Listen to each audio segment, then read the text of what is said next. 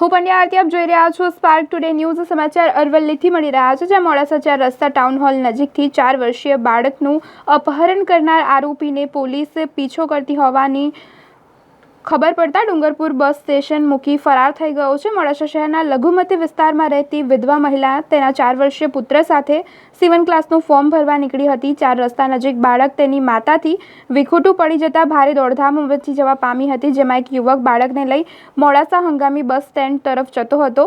CCTV કેમેરામાં કેદ થતા મહિલાએ મોડાસા ટાઉન પોલીસ સ્ટેશનમાં અજાણ્યા શખ્સ સામે અપહરણનો ગુનો નોંધાવતા પોલીસે જુદી જુદી ટીમ બનાવી સીસીટીવી કેમેરાની મદદથી તપાસનો ધમધમાટ શરૂ કરતા અપહરણકર્તાને પોલીસ પીછો કરી તેમજ અપહરણકર્તા જે બાળક છે તેઓને ડુંગરપુર બસ સ્ટેન્ડમાં મૂકી તેઓ ફરાર થઈ ગયા હતા। સ્થાનિક લોકોએ બાળકને રડતું જોઈ સામાજિક સંસ્થા અને પોલીસને સોંપી દીધું હતું। અપહરણ કરનાર જે શખ્સો છે તે તો ફરાર થઈ ગયા, પરંતુ બાળક મળી આવતા પોલીસે બાળકનો કબજો લઈ તેની માતાને સોંપવામાં આવ્યો છે અને જે અપહરણ કરતા હતા તેઓની તજવીજ પોલીસ દ્વારા હાથ ધરવામાં આવી છે।